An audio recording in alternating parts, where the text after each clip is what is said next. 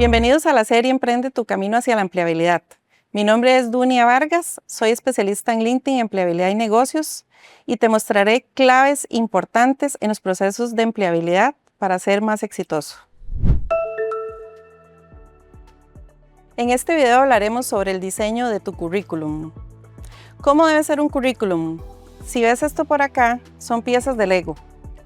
Imagina que armar un currículum es como armar un Lego, donde colocamos diferentes piezas con un objetivo específico, que es lograr una forma o una figura.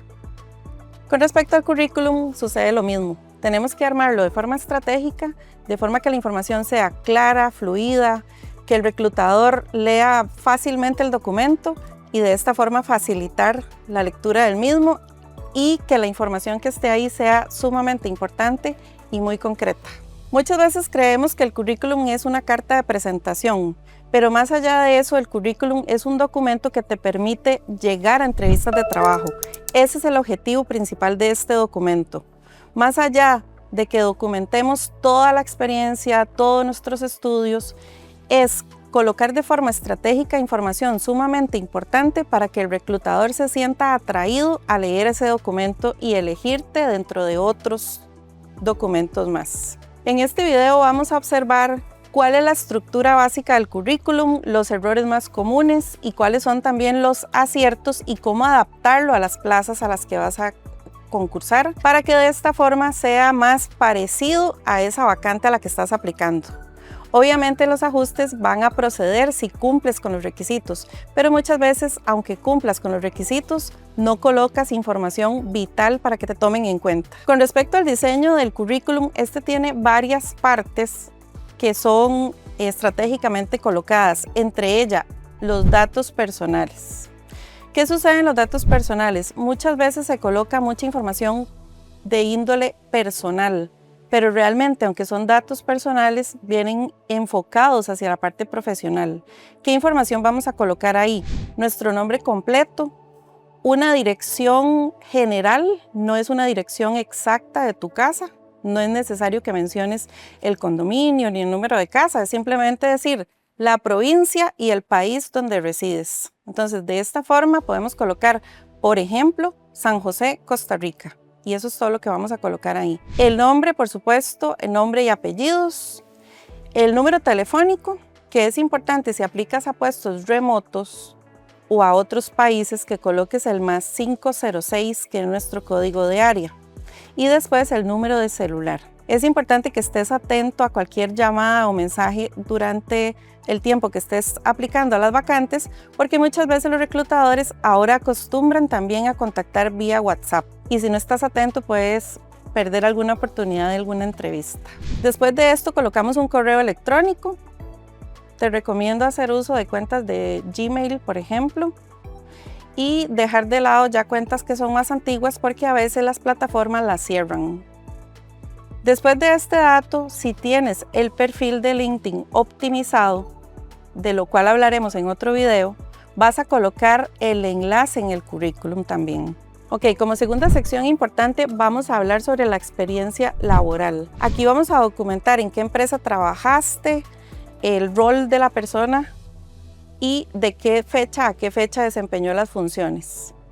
Puedes describir algunas funciones principales, no es necesario que escribas todas las funciones, pueden ser unas 5 funciones principales para que el reclutador se dé una idea de cuáles han sido tus experiencias y las actividades que has realizado en diferentes puestos que has desempeñado. Si no tienes experiencia laboral, ¿qué agregas en esta parte?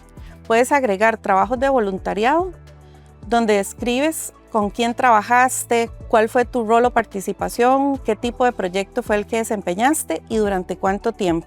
Ese dato también es importante para el reclutador para saber que has participado en proyectos, trabajos en equipo o remotos y qué interacción tuviste con el proyecto. Eso también es muy importante. Si aparte de esto participaste en pasantías o prácticas profesionales, es importante también mencionarlo.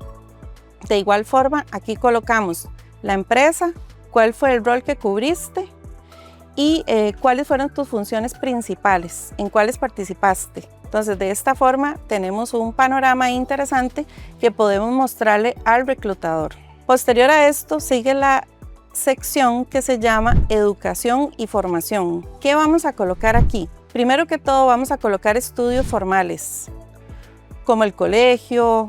Después de esto pueden ser diplomados, grado universitario como bachillerato o algún otro grado universitario que hayas alcanzado.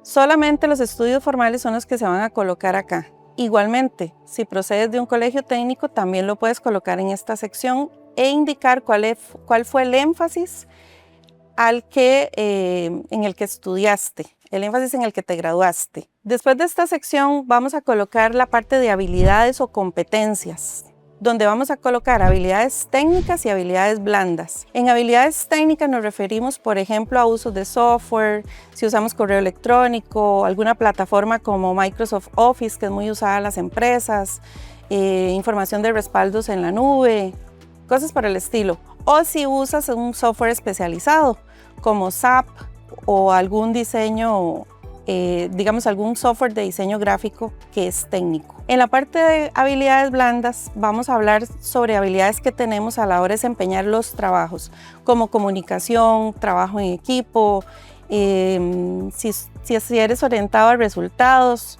si eres detallista, una persona organizada, una persona creativa. Estas cosas cuentan a la hora que el reclutador revisa también tu currículum y permite que profundice más a la hora de conocerte a través de ese importante documento. Ahora hablaremos sobre los errores más comunes al momento de hacer un currículum. Entre ellos hay varios que son repetitivos y con frecuencia se cometen y simplemente tenemos una gran oportunidad de corregirlos. Entre ellos, hacer currículums con plantillas de diseño gráfico. ¿Qué sucede con estas plantillas? Pues si bien es cierto, el currículum se ve bonito, tiene color, en muchos casos la plantilla tiene fotografía, a veces estos formatos no pasan los filtros de inteligencia artificial, que se llaman filtros ATS, de lo que te hablaré más adelante. Entonces, es importante que conservemos hacer el currículum en una plantilla sencilla, en Word, y posteriormente lo pasamos a PDF. Te explicaré pronto cómo hacerlo de forma más puntual, pero por ese motivo es importante que evitemos utilizar plantillas de diseño gráfico como Canva o diferentes plataformas que dan ese servicio donde simplemente llenas la información y ella te arroja un formato con colores, con barras de progreso, con estrellas, que son elementos que no pasan los filtros de inteligencia artificial. Otro error común son los documentos muy extensos. ¿De qué tamaño debe ser un currículum? El currículum puede ser de una página si eres una persona sin experiencia laboral o que tengas menos de 5 años de experiencia laboral, porque lo que se coloca ahí es información muy concreta. Si eres una persona que ya tienes unos 5 años de experiencia laboral o más, es importante que consideres poder utilizar una segunda página, pero en ningún caso vamos a exceder de las 2 páginas. Esto por varios motivos: para que el documento sea de fácil lectura para el reclutador y que se tome el tiempo de leerlo. Si el documento es muy extenso, podemos correr el riesgo de que el reclutador lo deje a un lado y utilice otro currículum de los que han enviado otros candidatos que son más cortos y que tienen la información más sintetizada. Entonces, tómalo en cuenta a la hora de realizar el currículum. Posteriormente, otro error: los errores ortográficos o gramaticales. Eso denota que la persona pueda ser descuidada. Entonces, es muy importante que vigiles el uso de tildes, comas, puntuaciones, puntos finales, por ejemplo, para que se vea que has cuidado cada detalle desde el currículum. Y así, a través del proceso que vas a emprender en el tema de empleabilidad. Otro error común es recortar de más. Aquí pasa lo contrario. Tenemos un documento muy extenso y la persona empieza a recortar partes para ajustarlo a una página o a 2 páginas. Pero en el camino recorta partes y las deja incompletas. No se percata, porque no revisa el resultado final, de que el documento quedó en algunos textos incompletos, que las ideas no quedaron terminadas, y esto puede afectarte a la hora de que el reclutador lea esas frases que están recortadas y no se entienda completamente el mensaje. Otro error común es mentir o exagerar. Y aquí sí te recomiendo tener mucho cuidado, porque todas esas competencias, si las exageras o mientes a la hora de una entrevista de trabajo o en el currículum, en el plan de trabajo, cuando ya trabajas en la compañía, la persona a cargo tuyo se va a dar cuenta si tienes o no las habilidades. También mentir es un tema que tiene una repercusión legal y es importante nunca adulterar ningún tipo de documento o certificado o títulos universitarios para que no te veas perjudicado de ninguna forma. Entonces, siempre con honestidad vamos a documentar todo lo que sí tenemos y lo que conocemos y dominamos en nuestros temas profesionales. Posteriormente, y por último, diría que no personalizar el currículum a la vacante que se aplica es un error común. Cuando sucede esto, el currículum no se ajusta completamente a la vacante. Sí puede existir algo que se llama una brecha de conocimientos o habilidades, donde no cumplimos al 100% con todas las habilidades, pero es importante que tomemos en cuenta que no todos los candidatos son perfectos. Si cumples con el 70% de la solicitud de la vacante o requisitos, debes aplicar, porque la vacante describe a un candidato ideal, que es el que se busca por parte de la compañía, pero al salir al mercado laboral vamos a topar con personas que tengan diferentes habilidades y parte de los requisitos. Entonces, la compañía puede determinar si les gusta algún candidato, si desempeña bien las entrevistas de trabajo, capacitarlo en la brecha que tiene. O sea, por ejemplo, que le falte algún estudio técnico, perfeccionar un idioma, mejorar alguna experiencia laboral. La empresa puede dar la oportunidad y subsanar esa brecha capacitando al candidato. Entonces, de esta forma, es importante que participemos en las vacantes cuando tengamos más de ese porcentaje, que es un 70%, de afinidad con la plaza, que cumplamos los requisitos. Ahora hablaremos sobre algo que se llama los filtros ATS. Los filtros ATS son filtros de inteligencia artificial que desde hace varios años se utilizan en plataformas de reclutamiento, en LinkedIn o en plataformas de las grandes compañías que reciben los currículums de los candidatos. ¿Para qué son estos filtros? Estos filtros ayudan al reclutador, valga la redundancia, a filtrar mejor la información y que se adapte a la lista de requisitos que el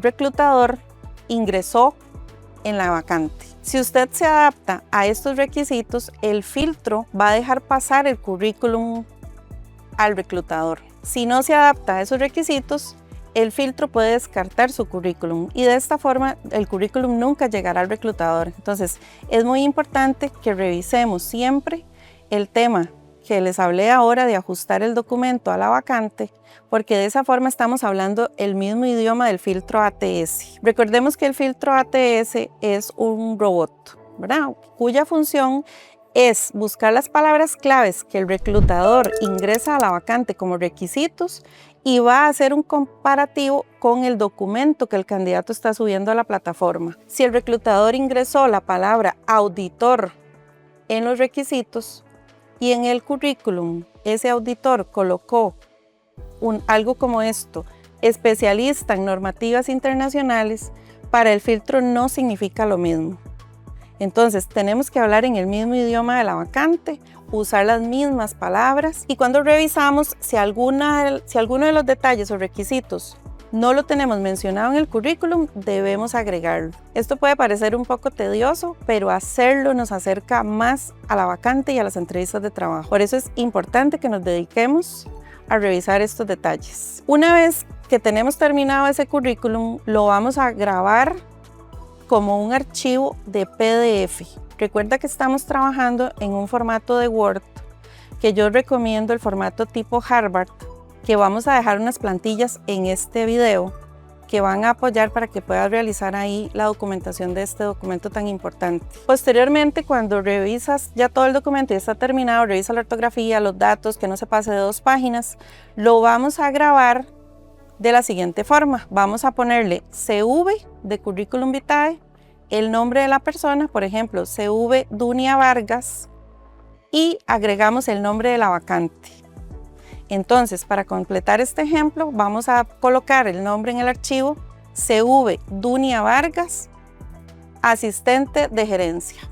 Supongamos que esa es la plaza. De esta forma el archivo va a ir cargado con el nombre de la vacante. ¿Por qué sucede esto? Porque los reclutadores muchas veces reciben muchos currículos de diferentes vacantes. Entonces, con mencionar esto en el archivo vas a ubicar rápidamente al reclutador a cuál es el puesto que está aplicando la persona y de esta forma es más fácil de analizarlo por ellos o definir diferentes prioridades. ¿Cuáles son algunos datos de interés que debemos tomar en cuenta en el currículum? Bueno, colocar la parte de habilidades y conocimientos.